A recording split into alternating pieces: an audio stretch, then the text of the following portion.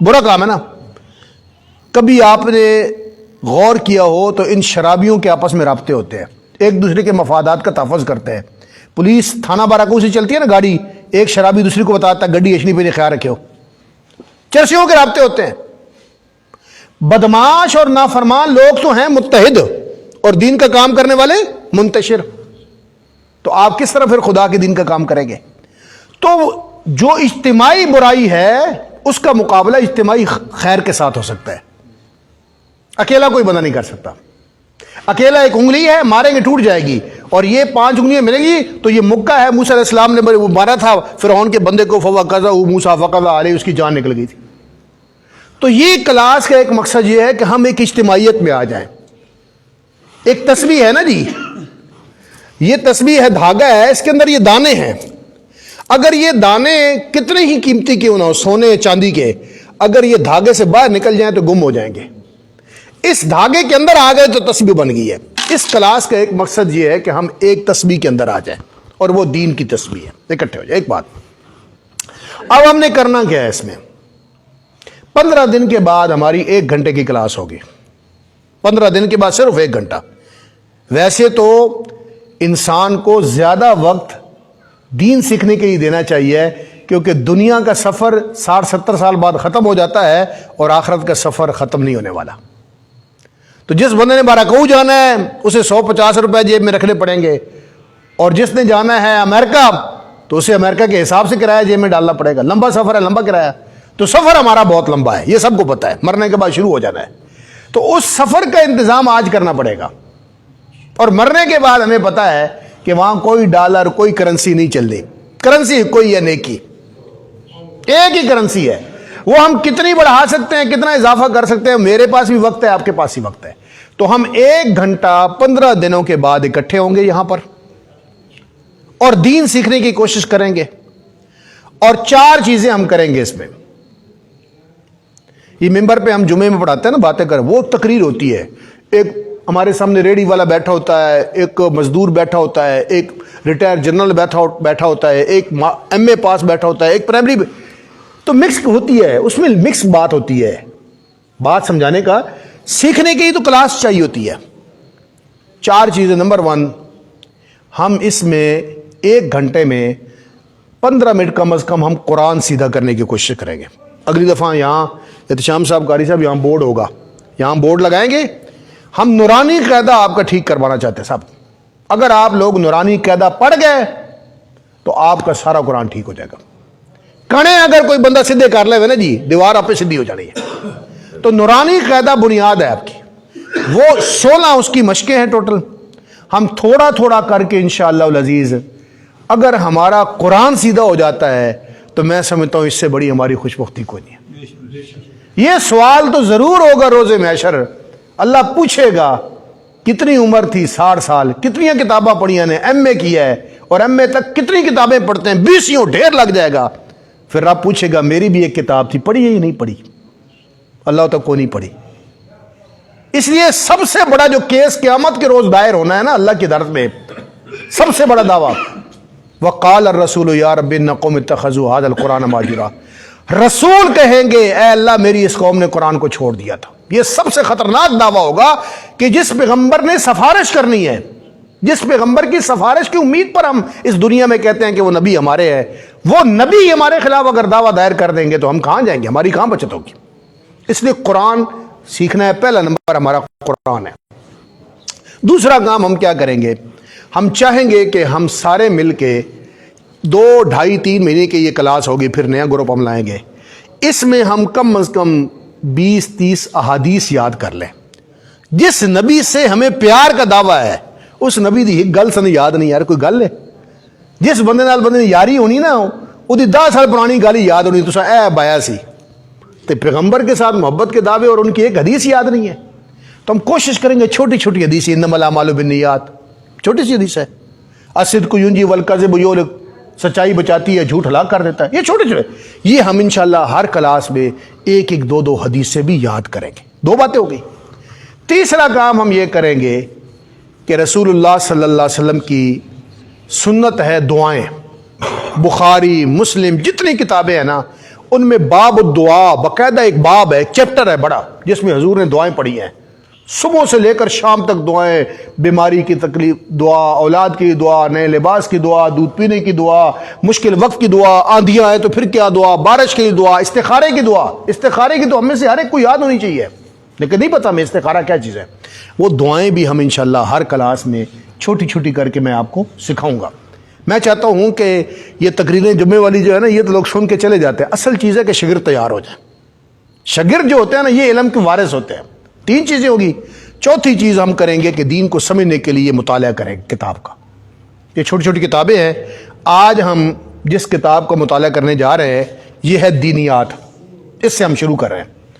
اب دینیات کا نام سن کر ہم سمجھتے ہیں جی وہ سکولوں میں جو دینیات ہوتی ہے، یہ وہ والی دینیات نہیں ہے، یہ وہ والی دینیات نہیں ہے۔ اس کتاب کی یہ 40 حدیث سے ماشاء لٹریچر آ گیا جی۔ اس کتاب کی خوبی یہ ہے کہ دنیا میں سب سے زیادہ لوگ جو مسلمان ہو رہے ہیں وہ اس کتاب کو پڑھ کے ہو رہے ہیں۔ قرآن کے بعد اگر کوئی کتاب سب سے زیادہ لوگوں کو متاثر کر رہی ہے تو وہ یہ دینیات ہے۔ یہ مولانا ابو العلا مودودی رحمہ اللہ تعالی جو جماعت اسلامی کے بانی تھے، میں ایک مثال آپ کو دے کے پھر ہم آگے سبق شروع کرتے ہیں۔ امریکہ کا ایک بہت بڑا اسکالر ہے، عالم ہے، حبشی، بلال فلپس نام اس کا، بلال فلپس۔ اس کے ہاتھ پر 3000 سے زائد لوگ مسلمان ہو چکے ہیں، 3000 سے زائد۔ اور وہ بندہ پتہ کیسے مسلمان ہوا؟ وہ اس کتاب کو پڑھ کر ہوا۔ آپ سمجھ رہے ہیں اس کتاب کی اہمیت؟ اس کتاب کو پڑھ کر وہ مسلمان ہوا، اور اس کتاب کو پڑھ کر مسلمان ہو کے 3000 لوگوں کو مسلمان کر چکا ہے۔ اس لیے مولانا مودودی رحمہ اللہ تعالی جنہوں نے جماعت اسلامی قائم کی تھی، ان کی تحریروں کا کمال یہ ہے کہ انہوں نے دین کو پیش کیا ہے، فرقے اور مسلک کی بات نہیں کی۔ یہ ہر دیوبندی، بریلوی، اہل حدیث جو بھی دین کو سمجھنا چاہتا ہے اس کے لیے کتاب ہے۔ میں ایک بات کہہ کے پھر ختم کرتے ہیں اس کو۔ مولانا صاحب کی ایک چھوٹی سی کتاب ہے، جتنی یہ ہے نا جی، اس سے بھی چھوٹی ہے، دین حق، چھوٹی سی کتاب دین حق۔ یہ جتنے نوجوان بیٹھے ہیں نا، میں آپ کو توجہ دلاؤں گا، آپ شوق پیدا کریں، کتابیں پڑھیں، دین سیکھنا ہے تو مولانا مودودی کو پڑھیں آپ۔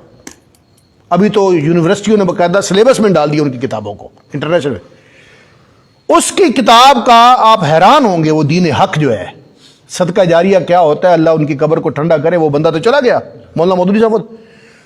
اس دین حق کو ماسٹر صاحب ڈاکٹر ضیاء الرحمان اعظمی صاحب ایک ہندوستان کے بندے تھے، وہ پچھلے 2-3-4 سال پہلے فوت ہوئے ہیں، اور وہ بندہ مدینہ یونیورسٹی کا شعبہ حدیث کا ڈین انچارج تھا، اور اس بندے نے وہ کام کیا ہے 1400 سال میں جو پہلے نہیں ہوا، کہ الجامع الکامل فی الحدیث شامل اس نے کتاب لکھی ہے، 2 جلدوں میں ہے کہ 3 میں ہے، میرے پاس پڑھی ہے۔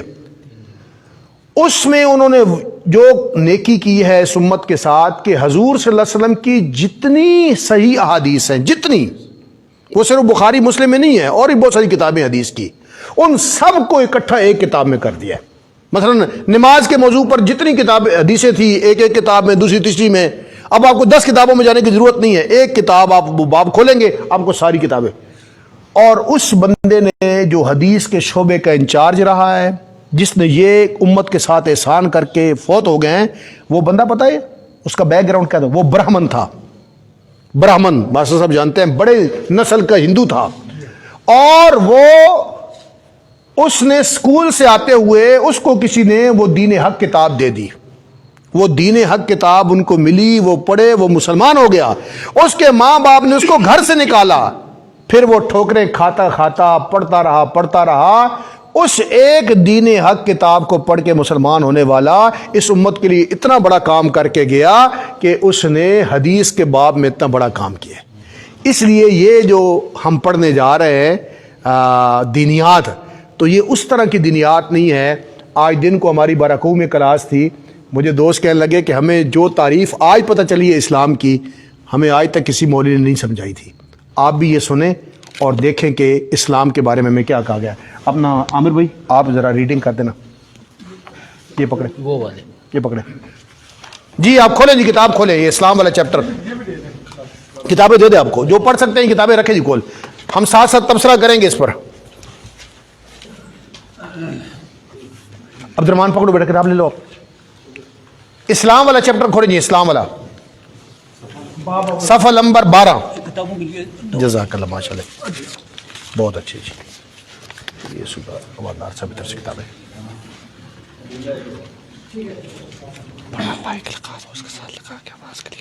کوئی نہیں, بس ضرورت نہیں پڑ. چلے جی, آپ سنیں جی, غور سے سنیں. کھول لیے سب نے جی, کتاب کھول لی ہے. صفحہ نمبر 12, صفحہ نمبر 12, اسلام, باب اول. جی عامر بھائی سٹارٹ کریں. باب اول اسلام. وجہ تسمیہ.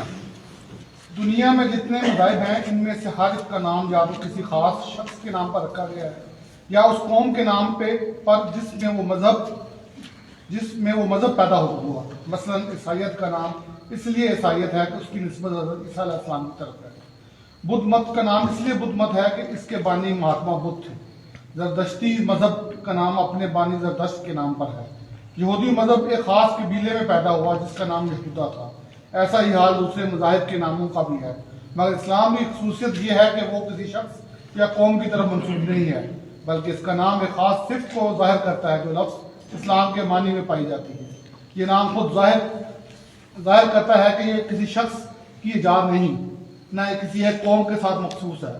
اس کو شخص یا ملک یا قوم سے کوئی علاقہ نہیں. صرف اسلام کی صفت لوگوں میں پیدا کرنا اس کا مقصد ہے.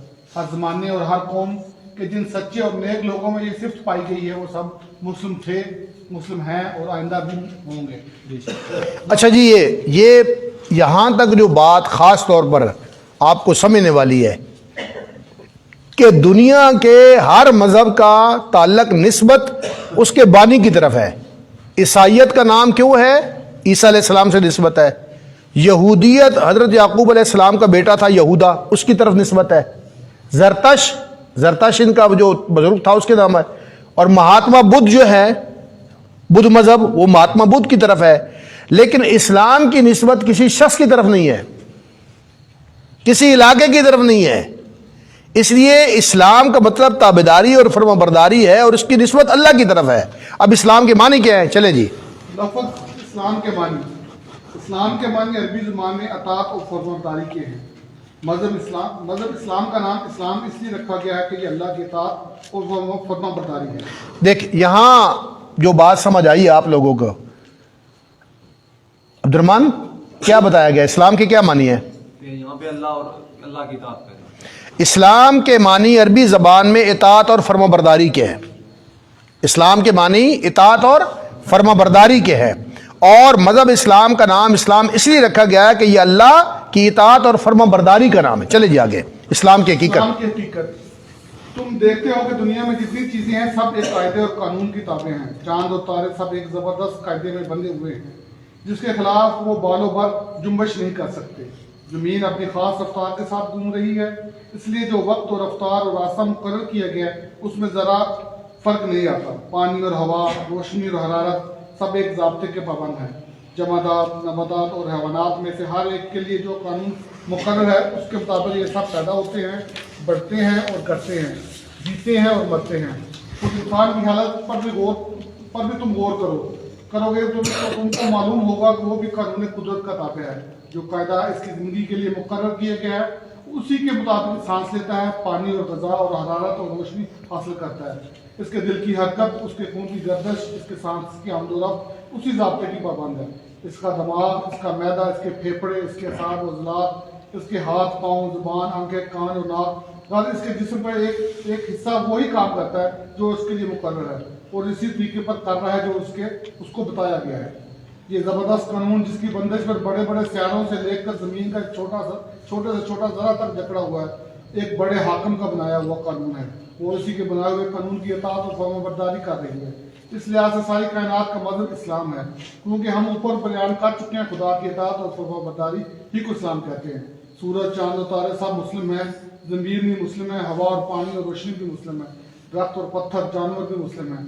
اور وہ انسان بھی جو خدا کو نہیں پہچانتا, خدا کا انکار کرتا ہے یا خدا کے سوا دوسروں کو پوجتا ہے اور خدا کے ساتھ دوسروں کو شریک کرتا ہے, ہاں وہ بھی اپنی فطرت اور طبیعت کے لحاظ سے مسلم ہی ہے, کیونکہ اس کا پیدا ہونا, زندہ رہنا, مرنا سب کچھ خدائی قانون کے ماتحت ہے. اس کے تمام اعضاء اور اس کے جسم کے ایک ایک روندے کا مذہب اسلام ہے. क्योंकि वो सब खुदाई कानून के मुताबिक बनते और बढ़ते और हरकत करते हैं, हत्ता कि इसकी वो ज़ुबान भी असल में मुस्लिम है, जिससे वो नादानी के साथ शिरक और कुफ्र के ख्यालात ज़ाहिर करता है। इसका वो सर भी पैदाइशी मुस्लिम है, जिसकी वो ज़बरदस्ती खुदा के साथ दूसरों के सामने झुकता है। इसका वो दिल भी फितरतन मुस्लिम है, जिसमें वो बेइल्मी की वजह से खुदा के साथ दूसरों की इज्जत और मोहब्बत रखता है, क्योंकि ये सब चीज़ें खुदाई कानून के फरमाबरदार हैं। उनकी हर जुम्बश खुदा के कानून के मुताबिक होती है। बस ये फिर अच्छा जी, इसमें दूसरी बात समझें, हम मुसलमान हैं और इस्लाम का माना आपने समझ लिया है, इताअत और फरमाबरदारी। कायनात, मौलाना बता रहे हैं कि कायनात की हर चीज़ का मज़हब ही इस्लाम है, कायनात की हर चीज़ का मज़हब भी इस्लाम है।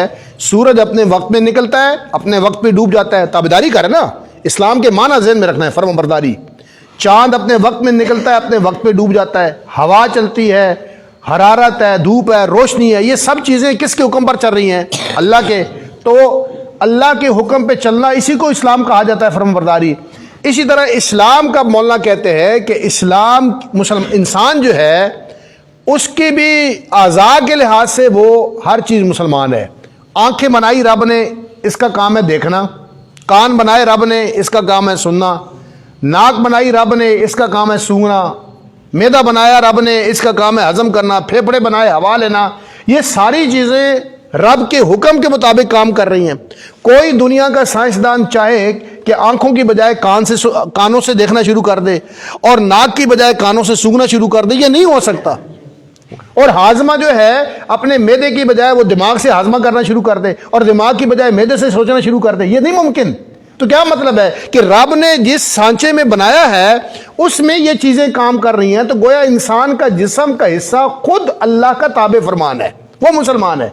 अब इंसान का ये जो अज़ा है वो तख्लीक के लिहाज से मुसलमान है। अब मुसलमान और काफिर वाला मामला कहाँ से शुरू होता है, अब आगे सुनिए जी, चले जी। अब एक दूसरे पहलू से देखो, इंसान की एक हैसियत तो ये है कि वो दीगर मखलूक़ात की तरह कानूनी कुदरत से ज़बरदस्त कायदों से जकड़ा हुआ है और उनकी पाबंदी पर मजबूर है। दूसरी हैसियत ये है कि वो अक्ल रखता है, सोचने समझने और राय कायम करने की क़ुव्वत रखता है। वो अपने इख्तियार से एक बात को मानता है, दूसरी बात को नहीं मानता। एक तरीके को पसंद करता है, रिफ्रेशमेंट का कर ले यार, नहीं करता। जिंदगी के मामलात में अपने इरादे फ्रूट शूट ही लेते हैं, कोई किन्नू शिन्नू लेते हैं जाकर। अब के बनाए हुए ज़ाब्तों को क्या दो दुनिया की चीज़ों की मानंद किसी मुकर्रर कानून का वो बंद नहीं किया गया, बल्कि उसको अपने ख्याल, अपने राय और अमल में इंसाफ की आज़ादी बख्शी गई है। इंसान की ज़िंदगी में ये दो हैसियतें अलग अलग पाई जाती हैं। पहली हैसियत में दुनिया की तमाम दूसरी चीज़ों के साथ पैदाइशी मुस्लिम है और मुस्लिम होने पर मजबूर है, जैसा कि अभी तुमको मालूम हो चुका है। दूसरी हैसियत में मुसलमान होना या ना होना इसके इख्तियार में है और इसी इख्तियार की बिना पर इंसान दो तबकों में तकसीम हो जाता है। अब ये नुक्ता गौर के काबिल है कि इंसान की दो हैसियतें हैं, दो हैसियतें हैं। एक हैसियत में तो वो मजबूर है, चाहे हिंदू है, सिख है, ईसाई है, वो अल्लाह के हुक्म के मुताबिक उसने मुंह से खाना है, मैदे ने हजम करना है, आंख ने देखना है, कान ने सुनना है, नाक ने सूंघना है, इसमें तो सब मुसलमान है। लेकिन दूसरी हैसियत जिसमें रब ने इख्तियार दिया है, वहां से कुछ मुसलमान और कुछ काफिर बनते हैं। वो कैसे होता है जी, आगे चले जी। एक इंसान वो है जो अपने खालिक को पहचानता है, उसको अपना आका और मालिक तस्लीम करता है और अपनी जिंदगी के इख्तियारी कामों में भी उसके पसंद किए हुए कानून का फरमाबरदारी करता है। ये पूरा मुस्लिम है, इसका इस्लाम मुकम्मल हो गया, क्योंकि अब उसकी जिंदगी सरासर इस्लाम है। अब वो जानबूझकर भी इसी का फरमाबरदार बन गया, जिसकी फरमाबरदारी वो बगैर जाने बुझे कर रहा है। अब वो अपने इरादे से भी उस खुदा का मती हो जिसका मती वो बिला इरादा था। अब उसका इल्म सच्चा है, क्योंकि वो उस खुदा को उसको जानने और इल्म हासिल करने की कुव्वत दी। अब उसकी अकल और राय दुरुस्त है, क्योंकि उसने सोच समझ कर इस खुदा की इताअत का फैसला किया जिसने उसे सोचने समझने और राय कायम करने की काबिलियत बख्शी। अब उसकी ज़ुबान सादक है, क्योंकि वो उस खुदा का इकरार कर रहा है जिसने उसको बोलने की कुव्वत अता की। अब उसकी सारी ज़िंदगी ही रास्ती है, क्योंकि वो इख्तियार और बेख्तियारी दोनों हालतों में खुदा के कानून का पाबंद है। अब सारी कायनात से उसकी आश्ती होगी, क्योंकि कायनात की सारी चीज़ें जिसकी बंदगी कर रही हैं उसकी बंदगी वो भी कर रहा है। अब वो ज़मीन पर खुदा का खलीफा है, सारी दुनिया इसकी है और वो खुदा का है। अब यहाँ तक जो मौलाना ने बात समझाई है, इस्लाम क्या है, कायनात का मज़हब कैसे इस्लाम है, और इंसान एक लिहाज से मुसलमान है, उसके आज़ा के लिहाज से वो मुसलमान है, پھر رب نے کچھ معاملوں میں اس کو اختیار دیا ہے. اب مسلمان کون ہوتا ہے؟ اب آگے وہ مسلمان کی بات بتا رہے ہیں کہ جو اللہ تعالیٰ کے حکموں کو اپنی زندگی میں لاگو کر دے، اپنے اصل مالک کو سمجھ لے، اس کی مرضی پہ چلے. جس طرح آنکھیں اس کی مرضی پر چل رہی ہیں، کان اس کی مرضی پہ چل رہا ہے، اسی طرح انسان بھی اپنی مرضی اللہ کی مرضی پر قربان کر دے تو وہ پریکٹیکلی مسلمان ہوتا ہے. بات سمجھ آ گئی ہے کہ جس کو رب نے اختیارات دیے ہیں سوچنے کے لیے، دیکھنے کے لیے، بولنے کے لیے، ہاتھ سے پکڑنے کے لیے، کمانے کے لیے، ان سارے معاملات میں وہ رب کی مرضی پہ چلے تو گویا وہ مکمل مسلمان ہو گیا ہے. اب مسلمان اور کافر کا فرق آگے آ گیا. جی آگے کوئی اور پڑھنے والا؟ کس کو ریڈنگ کس کی اچھی ہے؟ جی عزیز صاحب تھوڑی آواز آپ پڑھ لیں گے؟ اردو ٹھیک ہے اپنی؟ چلے زور سے پڑھے ذرا. کفر کی حقیقت. کفر کی حقیقت اس کے مقابلے میں دوسرا انسان وہ ہے جو مسلم پیدا ہوا اور اپنی زندگی بھر بے جانے بوجھے مسلم ہی رہا، مگر اپنے علم اور عقل کی قوت سے کام لے کر اس نے خدا کو نہ پہچانا اور اپنے اختیار کی حد میں اس نے خدا کی اطاعت کرنے سے انکار کر دیا. یہ شخص کافر ہے. کفر کے اصلی معنی چھپانے اور پردہ ڈالنے کے ہے. ایسے شخص کو کافر اس لیے کہا جاتا ہے اس نے اپنی فطرت پر نادانی کا پردہ ڈال رکھا ہے. وہ اسلام کی فطرت پر پیدا ہوا ہے. اس کا سارا جسم اور جسم کا ہر حصہ اسلام کی فطرت پر کام کر رہا ہے. اس کے گرد و پیش ساری دنیا اسلام پر چل رہی ہے، مگر اس کے عقل پر پردہ پڑ گیا ہے. تمام دنیا کی اور خود اپنی فطرت میں اس سے چھپ گئی ہے. وہ اس کے خلاف سوچتا ہے، اس کے خلاف چلنے کی کوشش کرتا ہے. اب آپ سمجھ سکتے ہیں کہ جو شخص کافر ہے وہ کتنی بڑی گمراہی میں مبتلا ہے. اچھا جی بھائی. ہاں جی حسن عابد سمجھ آیا کفر کی کیا معنی ہے؟ کفر کے چھپانا. تو کافر کو اس لیے کافر کہتے ہیں کہ وہ رب کی حقیقت کو چھپاتا ہے، سچ کو چھپاتا ہے.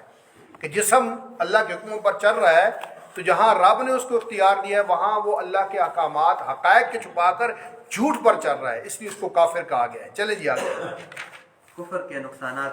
کفر ایک جہالت ہے، بلکہ اصلی جہالت کفر ہی ہے. اس سے بڑھ کر اور کیا جہالت ہو سکتی ہے کہ انسان خدا سے ناواقف ہو. ایک شخص کائنات کے اتنے بڑے کارخانے کو رات دن چلتے ہوئے دیکھتا ہے مگر نہیں جانتا کہ اس کارخانے کو بنانے اور چلانے والا کون ہے. وہ کون کاریگر ہے جس نے کوئلے اور لوہے اور کیلشیم اور سوڈیم اور ایسی ہی چند چیزوں کو ملا کر انسان جیسی لاجواب مخلوق پیدا کر دی. ایک شخص دنیا میں ہر طرف ایسی چیزیں اور ایسے کام دیکھتا ہے جن میں بے نظیر انجینئری، ریاضی دانی، کیمیا دانی اور ساری دانائیوں کے کمالات نظر آتے ہیں، مگر وہ نہیں جانتا کہ وہ علم اور حکمت اور دانش والی ہستی کون سی ہے جس نے کائنات میں یہ سارے کام انجام دیے ہیں. سوچو اور غور کرو ایسے شخص کے لیے صحیح علم کے دروازے کیسے کھل سکتے ہیں جس کو علم کا پہلا سرا ہی نہ ملا ہو. اور خواہ کتنا ہی غور و فکر کرے اور کتنی ہی تلاش و تجسس میں سر کپائے، اس کو کسی شعبے میں علم کا سیدھا اور یقینی راستہ نہ ملے گا، کیونکہ اس کو شروع میں ہی بھی جہالت کا اندھیرا نظر آئے گا اور آخر میں بھی وہ اندھیرے کے سوا کچھ نہ دیکھے گا. کفر ایک ظلم ہے، بلکہ سب سے بڑا ظلم کفر ہی ہے. تم جانتے ہو کہ ظلم کسے کہتے ہیں؟ ظلم یہ ہے کہ کسی چیز سے اس کی طبیعت اور فطرت کے خلاف زبردستی کام لیا جاوے. تم کو معلوم ہو چکا ہے کہ دنیا میں جتنی چیزیں ہیں سب اللہ کی تابع فرمان ہے اور ان کی فطرت ہی اسلام یعنی قانون خداوندی کی اطاعت ہے. خود انسان کا پورا جسم اور اس کا ہر حصہ اسی فطرت پر پیدا ہوا ہے. خدا نے ان چیزوں پر انسان کو حکومت کرنے کا تھوڑا سا اختیار تو ضرور دیا ہے، مگر ہر چیز کی فطرت یہ چاہتی ہے کہ اسے خدا کی مرضی کے مطابق کام دیا جائے. لیکن جو شخص کفر کرتا ہے وہ ان سب چیزوں سے ان کی فطرت کے خلاف کام لیتا ہے. وہ اپنے دل میں دوسروں کی بزرگی اور محبت اور خوف کے بت بٹاتا ہے، حالانکہ دل کی فطرت یہ چاہتی ہے کہ اس میں خدا کی بزرگی اور محبت اور خوف ہو. وہ اپنے تمام اعضاء سے اور دنیا کی ان سب چیزوں سے جو اس کے اختیار میں ہے خدا کی مرضی کے خلاف کام لیتا ہے، حالانکہ ہر چیز کی طبیعت یہ چاہتی ہے کہ اس سے قانون خداوندی کے مطابق کام لیا جائے. بتاؤ ایسے شخص سے بڑھ کر اور کون ظالم ہوگا جو اپنی زندگی میں ہر وقت ہر چیز پر حتیٰ کہ وہ خود اپنے وجود پر بھی ظلم کرتا رہے. اب یہ بات مولانا صاحب نے بتائی ہے، اس کو آپ اس انداز سے دیکھیں کہ ایک عقلی دلیل دے رہے ہیں. ایک غیر مسلم جب اس کو پڑھتا ہے تو مولانا صاحب عقلی دلیل دے رہے ہیں کہ فطرت کے خلاف چلتا ہے کافر. انسان فطرتاً جھوٹ کو پسند نہیں کرتا، انسان فطرتاً حرام کو پسند نہیں کرتا، انسان فطرتاً ظلم کو پسند نہیں کرتا، کیونکہ اس کے ساتھ کوئی کرے تو وہ پسند نہیں کرتا، تو پھر دوسروں کے لیے بھی۔ تو مولانا صاحب فرما رہے ہیں کہ جو کافر ہوتا ہے یہ مسلسل فطرت کے خلاف جنگ کرتا ہے، وہ ہر معاملے میں فطرت کے خلاف چل رہا ہوتا ہے، تو اس سے بڑا ظالم کون ہوگا؟ تو کفر پر چلنا صرف یہ نہیں ہے کہ قیامت کے دن سزا ملے گی، بلکہ انسان کی دنیا کی زندگی تضاد کا شکار ہوتی ہے، وہ ڈپریشن کا شکار رہتا ہے، بیماریوں کا شکار رہتا ہے، پریشان۔ اور دنیا میں انسان کی پریشانی اور ڈپریشن کا سب سے بڑا مسئلہ یہ ہے کہ وہ اللہ کی مرضی سے ٹکراتا ہے اور کر کچھ نہیں سکتا، کر کچھ نہیں سکتا، ہونا وہی ہے جو رب کی مرضی ہے۔ جس طرح کائنات اللہ کی تابع فرمان ہے، جس طرح آنکھیں تابع فرمان ہے، کان تابع فرمان ہے، ہاتھ تابع فرمان ہے، اسی طرح انسان اپنی مرضی کے معاملات میں بھی رب کا تابع فرمان ہو جائے تو اس کی مشکلات ختم ہو جائیں اور خوشحالی کے دروازے کھل جائیں۔ چلیں جی۔ کفر صرف ظلم ہی نہیں، بغاوت اور ناشکری اور نمک حرامی بھی ہے۔ ذرا غور کرو، انسان کے پاس خود اپنی کیا چیز ہے؟ اپنے دماغ کو اس نے پیدا کیا ہے یا خدا نے؟ اپنے دل، اپنی آنکھوں اور اپنی زبان اور اپنے پاؤں اور اپنے تمام اعضاء کا وہ خود خالق ہے یا خدا؟ اس کے گرد و پیش جتنی چیزیں ہیں ان کو پیدا کرنے والا خود انسان ہے یا خدا؟ ان سب چیزوں کو انسان کے لیے مفید اور کارآمد بنانا اور انسان کو ان کے استعمال کی قوت دینا انسان کا اپنا کام ہے یا خدا کا؟ تم کہو گے کہ یہ سب چیزیں خدا کی ہے، خدا ہی نے ان کو پیدا کیا ہے، خدا ہی ان کا مالک ہے اور خدا ہی کی بخشش سے انسان کو حاصل ہوئی ہے۔ جب اصل حقیقت یہ ہے تو اس سے بڑا باغی کون ہوگا جو خدا کے دیے ہوئے دماغ سے خدا ہی کے خلاف سوچنے کی خدمت لے؟ یہ بڑا گہرا جملہ ہے، خدا کا دیا ہوا دماغ، اس دماغ سے خدا کے خلاف باتیں سوچنا۔ یہ جو کافر دہریے قرآن کے خلاف، شریعت کے خلاف باتیں کر، جی خدا کے بخشے ہوئے دل میں خدا ہی کے خلاف خیالات رکھ کے خدا نے جو آنکھیں، جو زبان، جو ہاتھ پاؤں اور جو دوسری چیزیں ان کو عطا کی ہے ان کو خدا ہی کی پسند اور اس کی مرضی کے خلاف استعمال اللہ کرے۔ اکبر۔ اگر کوئی ملازم اپنے آقا کا نمک کھا کر اس سے بے وفائی کرتا ہے تو تم اس کو نمک حرام کہتے ہو۔ اگر کوئی سرکاری افسر حکومت کے دیے ہوئے اختیارات کو خود حکومت ہی کے خلاف استعمال کرتا ہے تو تم اسے باغی کہتے ہو۔ اگر کوئی اپنے محسن سے دغا کرتا ہے تو تم اسے احسان فراموش کہتے ہو۔ لیکن انسان کے مقابلے میں انسان کی نمک حرامی، غداری اور احسان فراموشی کی کیا حقیقت ہے؟ انسان کو کہاں سے رزق دیتا ہے؟ وہ خدا کا دیا ہوا رزق ہی تو ہے۔ حکومت اپنے ملازموں کو جو اختیار دیتی ہے وہ کہاں سے آئے ہیں؟ خدا ہی نے تو اس کو فرمان روائی کی طاقت دی ہے۔ کوئی احسان کرنے والا دوسرے شخص پر کہاں سے احسان کرتا ہے؟ سب کچھ خدا ہی کا تو بخشا ہوا ہے۔ انسان پر سب سے بڑا حق اس کے ماں باپ کا ہے، مگر ماں اور باپ کے دل میں اولاد کے لیے محبت کس نے پیدا کی؟ ماں کے سینے میں دودھ کس نے اتارا؟ باپ کے دل میں یہ بات کس نے ڈالی کہ وہ اپنے گاڑے پسینے کی کمائی پوس کے ایک بیکار لوترے پر خوشی خوشی لٹا دے اور اس کی پرورش اور تعلیم اور تربیت میں اپنا وقت، اپنی دولت، اپنی آسائش سب کچھ قربان کر دے؟ اب بتاؤ کہ جو انسان کا اصلی محسن ہے، حقیقی بادشاہ ہے، سب سے بڑا پروردگار ہے، اگر اسی کے ساتھ انسان کفر کرے، اس کو خدا نہ مانے، اس کی بندگی سے انکار کرے اور اس کی اطاعت سے منہ موڑے تو یہ کیسی سخت بغاوت ہے، کتنی بڑی احسان فراموشی اور نمک حرامی ہے۔ کہیں یہ نہ سمجھ لینا کہ کفر سے انسان خدا کا کچھ بگاڑتا ہے۔ جس بادشاہی کی سلطنت اتنی بڑی ہے کہ ہم بڑی سے بڑی دوربین لگا کر بھی اب تک یہ معلوم نہ کر سکے کہ وہ کہاں سے شروع ہوتی ہے اور کہاں ختم ہوتی ہے۔ جس بادشاہ کی طاقت اتنی زبردست ہے کہ ہماری زمین اور سورج اور مریخ اور ایسے ہی کروڑوں سیارے اس کے اشاروں پر گیند کی طرح پھر رہے ہیں۔ جس بادشاہ کی دولت ایسی بے پایا ہے کہ ساری کائنات میں جو کچھ ہے اسی کا ہے، اس میں کوئی حصہ دار نہیں۔ جو بادشاہ ایسا بے نیاز ہے کہ سب اس کے محتاج ہے، بھلا انسان کی کیا ہستی ہے کہ اس کے ماننے یا نہ ماننے سے ایسے بادشاہ کو کوئی نقصان ہو؟ اس سے کفر اور سرکشی اختیار کر کے انسان کا کچھ بھی نہیں بگاڑتا، البتہ خود اپنی تباہی کا سامان کرتا۔ اچھا جی، اس میں جو مولانا صاحب نے ایک بڑی زبردست بات کہی ہے، ایک تو یہ کہ اللہ کی دی ہوئی جو نعمتیں ہیں انہی نعمتوں کو اللہ کے مقابلے میں استعمال کرنا۔ آنکھ ہے تو اس سے وہ چیز دیکھنا جو خدا کو ناراض کرنے والی ہے، کان ہے تو اس سے وہ سننا جو رب کو ناراض کرنے والے ہیں، دماغ ہے تو اس سے وہ باتیں سوچنا جو خدا کے خلاف اور اس کے رسولوں کے خلاف ہے۔ تو اس سے بڑی نمک حرامی کیا ہے؟ وہ مولانا صاحب مثال دیتے ہیں کہ کوئی بندہ اپنے افسر کے یہاں نوکری کرتا ہے تو اس کے خلاف کام کرے تو کہتے ہیں نمک حرامی ہے، مالک کے خلاف کوئی بات کرے تو نمک ہے. تو اس سے بڑی نمک حرامی کیا ہوگی کہ جس رب نے ہمیں آنکھیں دی ہیں، کان دیا ہے، رزق دیا ہے، سانس دیا ہے، حکومت بھی وہی دیتا ہے، اختیار، اس کے خلاف انسان چلے تو اس سے بڑی نمک حرامی کیا ہوگی؟ روح کو سمجھیں، دین کی روح کو، کہ سب سے بڑی نمک حرامی یہ ہے کہ انسان اللہ کے مخالف چلے، اس کے قانون کی خلاف ورزی کرے، اور پھر اس سے بڑی اور یہ کہ اللہ کو مان کر پھر اس کی مخالفت کرے. اور پھر اگلی بات مولانا صاحب بتاتے ہیں کہ خدا کا کچھ نہیں بگڑتا کفر سے.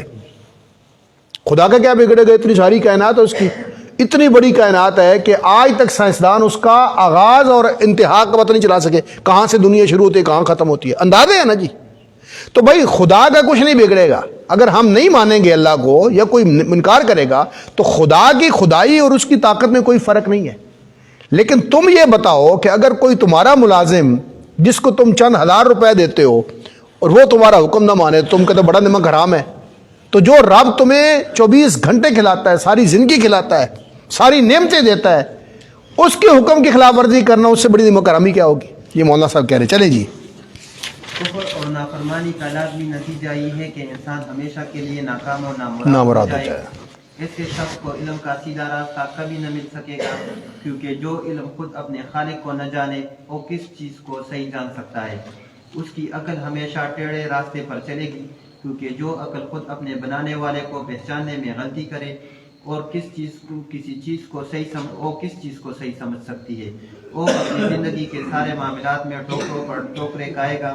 اس کے اخلاق خراب ہوں گے، اس کا تمدن خراب ہوگا، اس کی معاشرت خراب ہوگی، اس کی معیشت خراب ہوگی، اس کی حکومت اور سیاست خراب ہوگی، اور دنیا میں بدامنی پھیلائے گا، کشت و خون کرے گا، دوسروں کے حقوق چھینے گا، ظلم و ستم کرے گا، خود اپنی زندگی کو اپنے برے خیالات اور اپنی شرارت اور بدعمالی سے اپنے لیے تلخ کر لے گا. اور پھر جب وہ اس دنیا سے گزر کر آخرت کے عالم میں پہنچے گا تو وہ سب چیزیں جن پر وہ تمام عمر ظلم کرتا رہا تھا اس کے خلاف نالش کرے گی. اس کا دماغ، اس کا دل، اس کی آنکھیں، اس کے کان، اس کے ہاتھ پاؤں، عرض اس کا رونگٹا خدا کی عدالت میں اس کے خلاف استغاثہ کرے گا کہ اس ظالم نے تیرے خلاف بغاوت کی اور اس بغاوت میں ہم سے زبردستی کام لیا.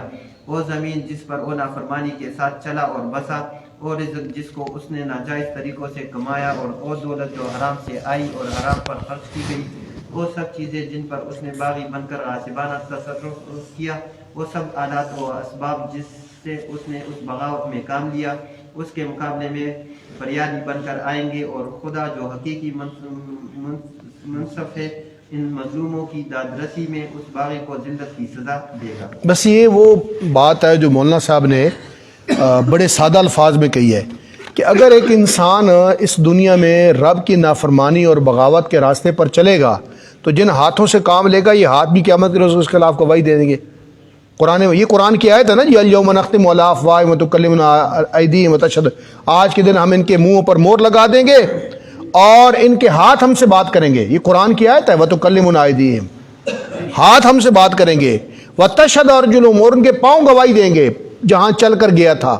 اور قرآن میں پھر سورہ زمر میں آتا ہے وقالوا لجلودہم لما شہدتم علینا، انسان کہے گا تم میرے خلاف کیوں گواہی دے رہے ہو؟ تو یہ ہاتھ بول کر کہیں گے انطقنا اللہ الذی انطق کل شیء. تو مولانا صاحب فرما رہے ہیں کہ اللہ کی بغاوت اور اللہ کی نافرمانی کرنے کا نتیجہ صرف یہ نہیں ہے کہ دنیا تمہاری خراب ہوتی ہے، بلکہ یہ چیزیں جو اللہ کی دی ہوئی ہیں انہیں رب کے خلاف استعمال کرو گے تو یہ روز محشر تمہارے خلاف مدعی بن جائیں گی.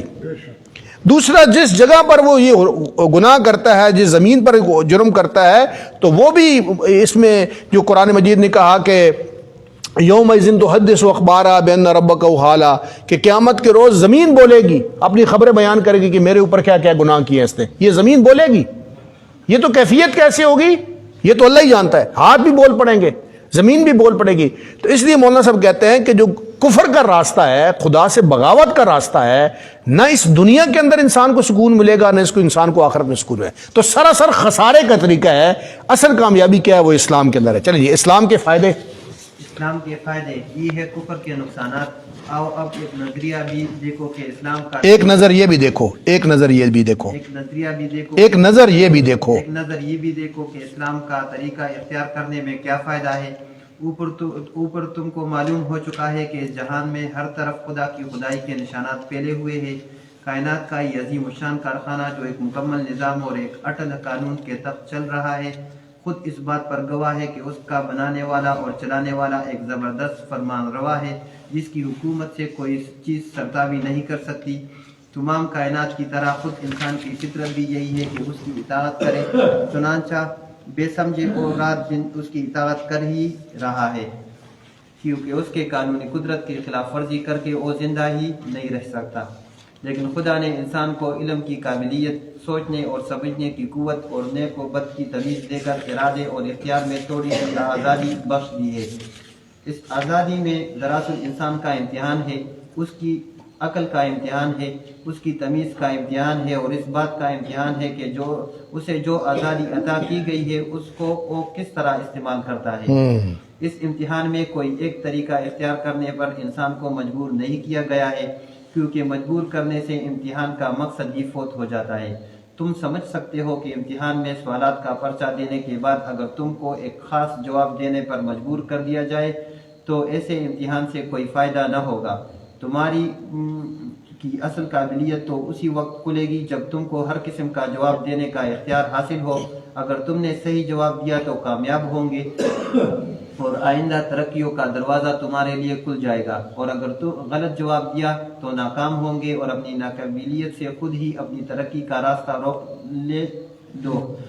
बिल्कुल इसी तरह अल्लाह ताला ने अपने इम्तिहान में इंसान को आज़ाद रखा है कि जो तरीका चाहे इख्तियार करे। जी। अब एक शख्स तो वो है जो खुद अपनी और कायनात की फितरत को नहीं समझता, अपने खालिक की ज़ात और सिफ़ात को पहचानने में गलती करता है और इख्तियार की जो आज़ादी उसे दी गई है उससे फ़ायदा उठाकर नाफरमानी और सरकशी का तरीका इख्तियार करता है।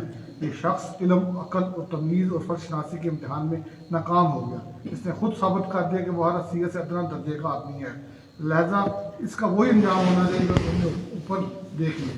इसके मुकाबले में एक दूसरा शख्स है जो इम्तिहान में कामयाब हो गया। उसने इल्म और अक्ल से सही काम लेकर खुदा को जाना और माना, हालांकि वो ऐसा करने पर मजबूर नहीं किया गया था।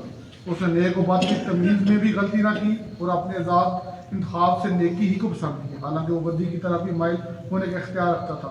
उसने अपने फिक्र को समझा, अपने खुदा को पहचाना और नाफरमानी का इख्तियार रखने के बावजूद खुदा की फरमाबरदारी ही इख्तियार की। इस शख्स को इम्तिहान में उसी वजह से तो कामयाबी नसीब हुई कि उसने अपनी अक्ल से ठीक काम लिया, आंखों से ठीक देखा, कानों से ठीक सुना, दिमाग से ठीक राय काटी और दिल से इस बात की पैरवी करने का फैसला जो ठीक थी, उसने हक को पहचान कर ये साबित कर दिया कि वो हक शनास है और हक के आगे सर झुकाकर ये भी दिखा दिया कि वो हक परस्त है। जाहिर है कि जिस शख्स में ये सफ़ात मौजूद हों उसको दुनिया और आखिरत दोनों में कामयाबी होती है। बस जज़ाकल्लाह जी। अच्छा जी, ये अब तक जो हमने पढ़ा है इसमें बुनियादी तौर पर इस्लाम का मफ़हूम, कायनात का मज़हब इस्लाम है और इंसान की दो हैसियतें हैं। एक हैसियत में इंसान का जिस्म जो है वो मुसलमान है, जो रब ने तख्लीक किया है ना, जिस काम के लिए जो चीज़ रब ने बनाई है वो चीज़ वही काम कर रही है। दिमाग सोचने का काम कर रहा है, आंखें देखने का कर रही हैं, कान सुनने का कर रहे हैं, ज़बान बोलने का कर रही है, मैदा हाजमे का कर रहा है, फेफड़े पंपिंग का कर रहे हैं सांस लेने के लिए, और दिल धड़कन का खून। तो ये सारी इस लिहाज से तो ये इंसान की बॉडी भी मुसलमान है, कायनात भी मुसलमान है, सूरज चाँद सितारे हर चीज़ अपने हुक्म अल्लाह के हुक्म पर हैं। साल से हम देख रहे हैं कि जून की बिसात और 20 तारीख को जो आज से 30 साल पहले सूरज का टाइम था वही निकलने का है, गुरूब होने का वही टाइम है। अंधेरी है, रात है, दिन है, लेकिन अल्लाह का जो टाइम है वो नहीं है। इसलिए कायनात का मज़हब भी इस्लाम है कि अल्लाह के हुक्म की ताबेदारी करें। अब आगे फिर अल्लाह ताला ने इंसान को इख्तियार दिया है कुछ चीज़ों में, वहाँ जाके पता चलता है, वहाँ से फिर मुसलमान और काफिर वाली बैच शुरू हो जाती है कि वो ज़बान से फिर वही बोलता है जो रब की मर्ज़ी है, आंखों से वही देखता है जो रब की मर्ज़ी है, कान से वही सुनता है तो फिर वो मुसलमान है। अगर फिर ज़बान से वो जो रब की दी हुई ज़बान उससे रब के ख़िलाफ़ बातें करता है, रब के दिए हुए कानों से रब के खिलाफ बातें सुनता है, रब के दिए हुए दिमाग से रब के खिलाफ ही सोचता है, रब के दिए हुए हाथों से रब के खिलाफ ही लिखता है, तो फिर वो काफिर है। और इससे बड़ा नमक हराम कौन हो सकता है कि जो रब के साथ बेवफाई करे। ठीक है। फिर मौलाना साहब ने फरमाया कि सिर्फ कुफर के दुनिया में नुकसान नहीं है कि इंसान फिर बेचैन होता है, मुस्तरब होता है, परेशान होता है, क्योंकि वो फितरत के खिलाफ चल होता है। फितरत के खिलाफ, फितरतन तो शराब पसंद नहीं ना इंसान को, نبی صلی اللہ علیہ وسلم جب معراج پر گئے تو آپ صلی اللہ علیہ وسلم کے سامنے 2 پیالے لائے گئے, ایک شراب والا تھا, ایک دودھ والا تھا. آپ صلی اللہ علیہ وسلم نے دودھ والا پیالہ لے لیا تو فرمایا جبریل امین نے کہ آپ نے فطرت کو پایا ہے, یعنی فطرتاً انسان دودھ کو پسند کرتا ہے, شراب کو ناپسند کرتا ہے. تو جو لوگ شراب پیتے ہیں وہ فطرت کے خلاف چل رہے ہیں, اس کے نقصانات ہوتے ہیں, پھر دماغ خراب ہو جاتا ہے, عقل پر صحت پر اثر پڑتا ہے. جو فطرت کے موافق چیزیں ہیں وہ جتنی بھی آپ کھاتے چلے جائیں وہ نقصان نہیں دیتی.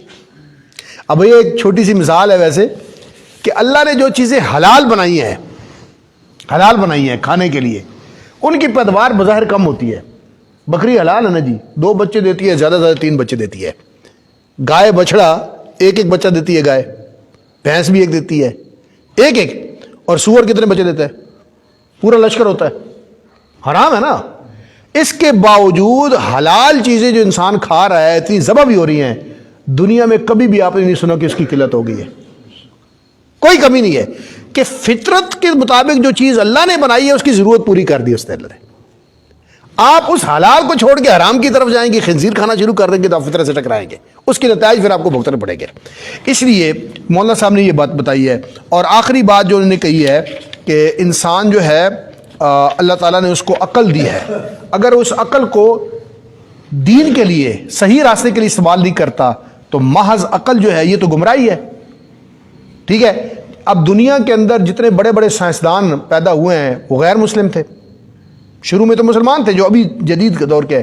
تو جس بندے کو یہ نہیں پتا چلا کہ ہمارا اصل مالک کون ہے تو وہ کہاں سے عقل مند ہے. ڈیل کارنیگی ایک یورپ کا گزرا ہے فلاسفر, وہ دنیا کے 100 ممالک کے صدر جو تھے, بادشاہ جو تھے, ان کا مشیر تھا 100 ممالک کے.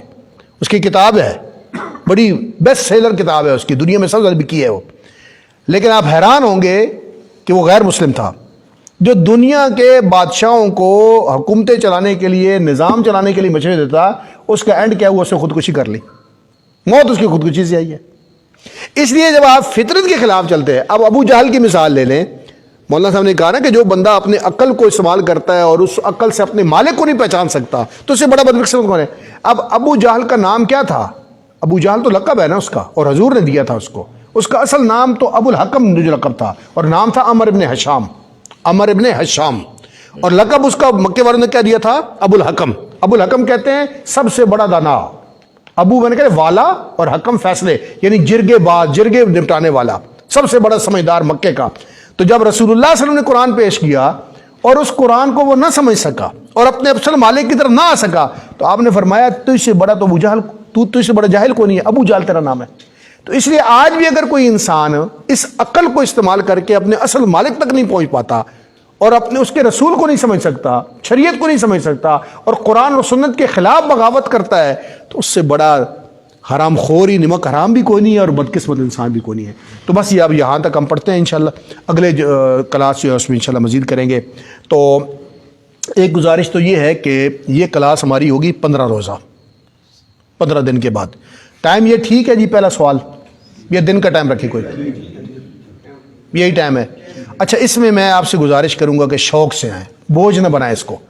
جب تک آپ شوق نہیں بنائیں گے نا آپ کو سیکھ نہیں پائیں گے آپ. یہ سچی بات میں آپ کو بتاؤں, یہ باتیں مجھے بھی آج بہت ساری چیزیں ملی ہیں.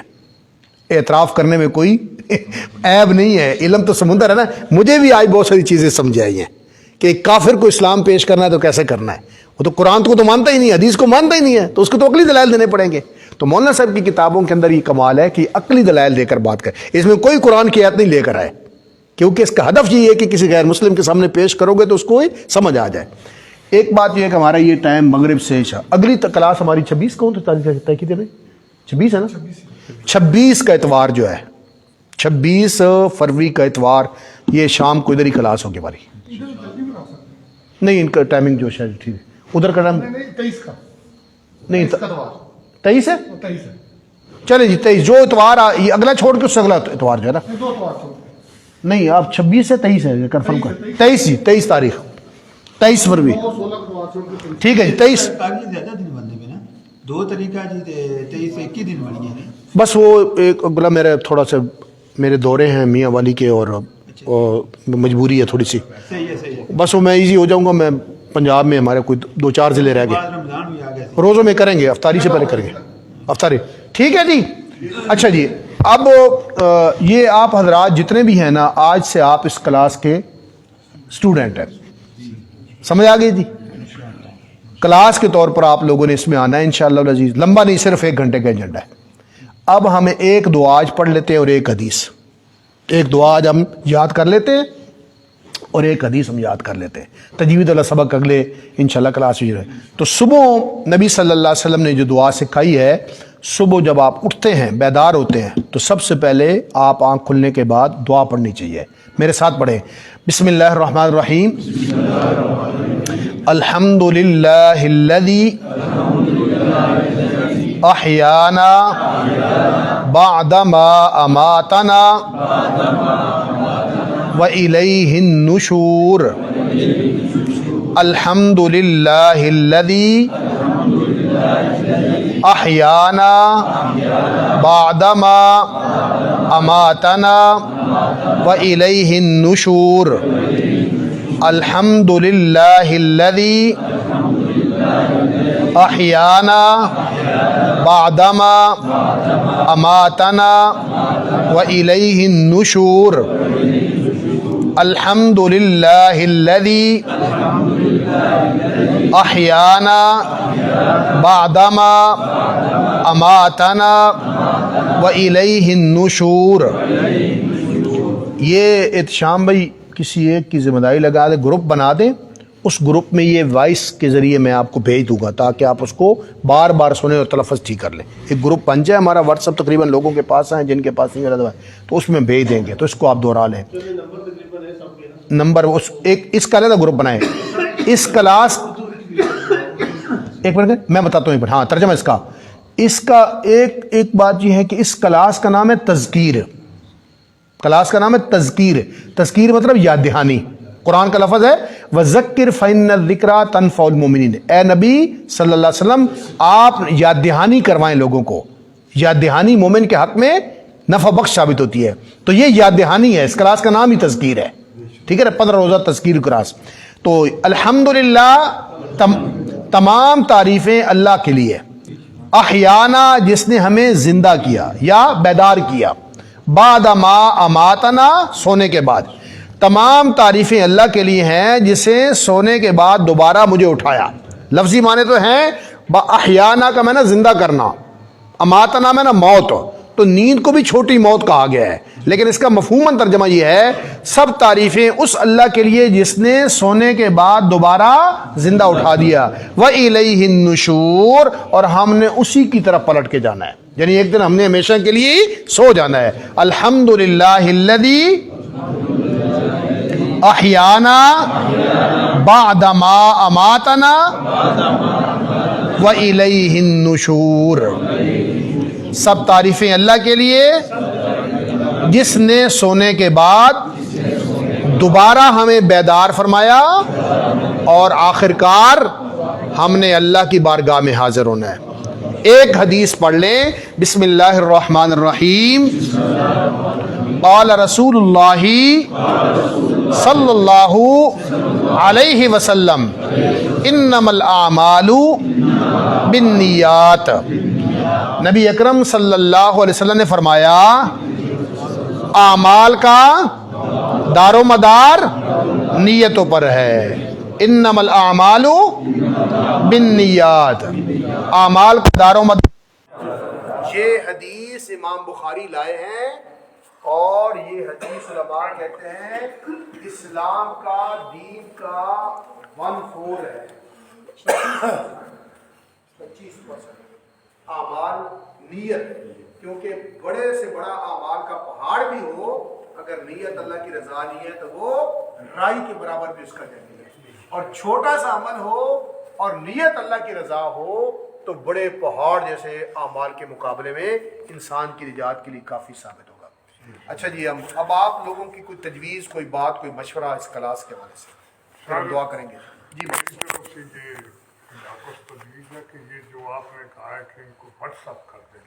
اچھا واٹس اپ کے بجائے آپ انہیں کہیں کہ باقاعدہ طور پر ایک رجسٹر اور قلم اپنا اپنا لائیں. ہاں لکھ لیں کل ہمارے مرنے کے بعد ہماری اولاد کے کام آئے. بہت اچھے، زبردست.